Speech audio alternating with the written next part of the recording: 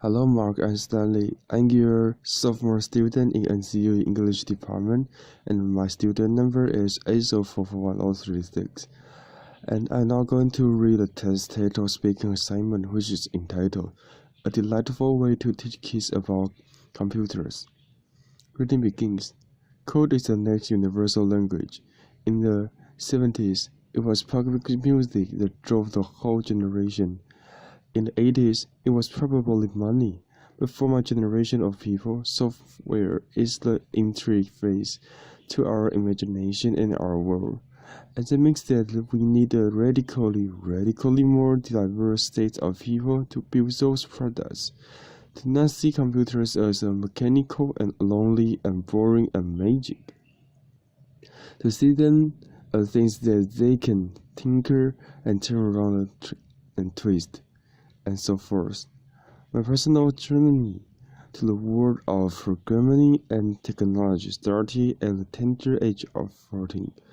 I had this mad teenager crush on any older man, and the older man in question just happened to be the Vice President of the United States, Mr. Al Gore. And I did what every single teenager girls would want to do. I wanted to somehow express all of this love, so I built him a website. It's over here. And in 2001, there was only Tumblr. There was no Facebook, there was no Pinterest. So I needed to learn to code in order to express all of this longing and loving. And that is how programming started for me. I started as a means of self-expression. Just like when I was smaller, I would use crayons and Legos. And when I was older, I would use guitar lessons and theater plays. But then, there was only things to get excited about, like poetry and knitting stocks, and conjugating French irregular verbs and coming up with make-believe words and bartending restaurant. His philosophy. And I started to be one of those people who feel that computers are boring and technical and lonely. Here's what I think today. Little girls don't know that they are not supposed to like computers. Little girls are amazing. They're really good at concentrating on things and being exact what their amazing question like. What and why and how and what if. And they don't know that they're not supposed to like computers. It's the parents who do.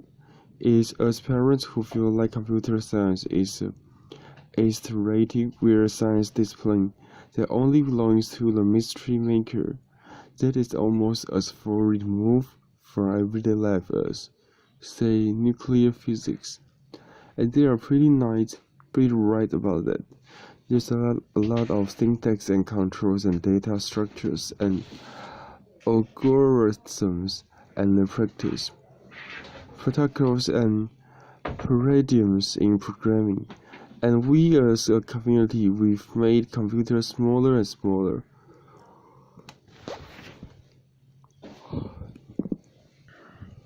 We build layers and layers of abstraction on top of each other between the man and the machine, to the point that we no longer have any idea how computer works or how we talk to them. And we do teach our kids how the human body works. We teach them how the combustion engine functions and even owe them that if you want to really be an astronaut, you can become one. But when the kids come to act to us and X. So what is bubble sort algorithm? Or how does a computer know what happens when I press play? How does it know which video to show? Or Linda is internet or plays? We adults, we grow oddly silent. It's magic. Some of we say it's too complicated, the other says. Well, it's neither. It's not magic and it's not complicated. It's just all happen really fast. Computer science builds these amazing, beautiful machines, but they make them very boring to us. and also the language to speak to the computers, so that we don't know how to speak to the computers anymore without our fancy user interfaces. And that's why no one recognized that when I was conjugating French irregular verbs, I was actually practicing my pattern recognition skills. And when I was excited about kidney, I actually was following a sequence of symbolic commands that includes loops inside of them, and the trained Russia's lifelong quest to find an exact language between English and mathematics found its home inside of a computer. I was a programmer, but no one knew it. The kids of today, they tape, swipe, and pinch their way through the world. But unless we give them tools to build with computers, we are raising only consumers instead of creators. This whole quest led me to this little girl. Her name is Ruby. She is 6 years old. She is completely fearless, imaginative, and a little bit bossy. And every time I would run into a problem in trying to teach myself programming, like what is object-oriented design or what is garbage collection, I would try to imagine how a 6-year-old little girl, would explain the problem. I wrote a book about her and I illustrated it, and the thing Ruby told me go like this. Ruby told me that you're not supposed to be afraid of the books under your bed, and even the biggest of the problems are a group of tiny problems stuck together. And Ruby also introduced me to her friends, the colorful side of the internet culture. She has friends like the snow leopard, who is beautiful but doesn't want to play with her other kids. And she was friends like the green robots that are really friendly but super messy. And she has friends like Linders, the penguin who is really restless, efficient, but somewhat hard to understand, and idealistic fox, and so on. In Ruby's world, you learn technology through play, and for instance, computers are really good to repeating stuff. So the way Ruby would teach loops and goes like this. This is Ruby's favorite dance move. It goes click, click, stomp, stomp, click, click, and jump.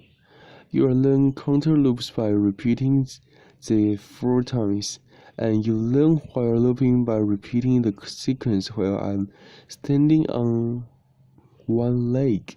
And you learn until loops by repeating that sequence until mom gets really mad later.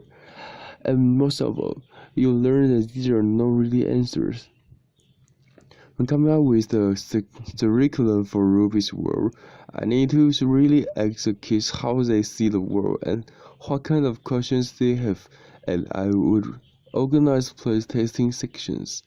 I would start by showing the kids these 4 pictures. I will show them a picture of a car, a grocery store, a door, a toilet, and I will ask, which one of these do you think is a computer?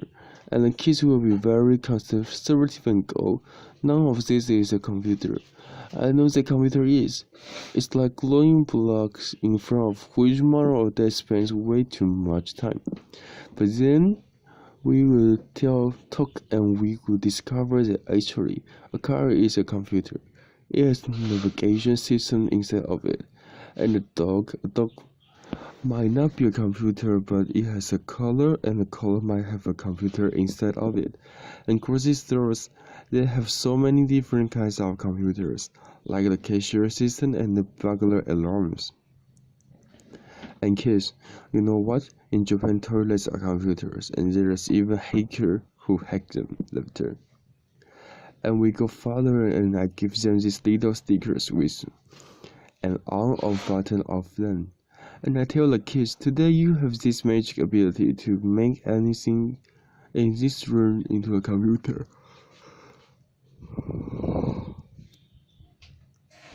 And again, the kids go, sounds really hard. I don't know the right answer for this, but I tell them, don't worry, your parents don't know the right answer either. They've just started to hear about the things you call the internet thing.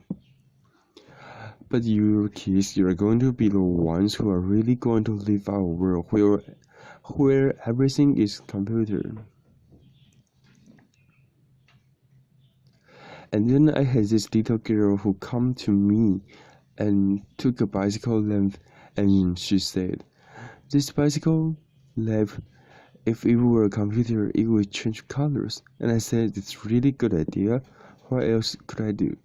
And she thinks, and she thinks, and she goes, if these bicycle lamps were a computer, we could go down a biking trip with my father, and we could sleep in a tent, and this biking lamp could also be a movie projector. And there's the moment I'm looking for. The moment when the kids realize the world is definitely not really yet.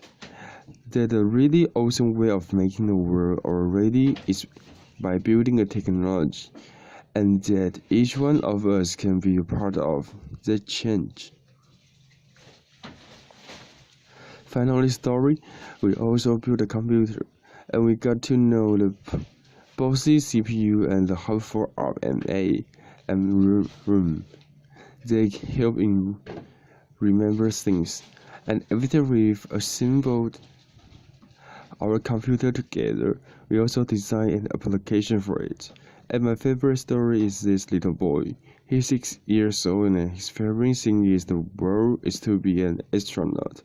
And the boy, he has these huge headphones on, and he's completely immersed in his tiny paper computer, because you see, she's built its own intergalactic planetary navigation application, and his father, long astronaut in the mountain orbit, is one of another side of the ring, and his boy's important mission is to bring the father safely back to Earth.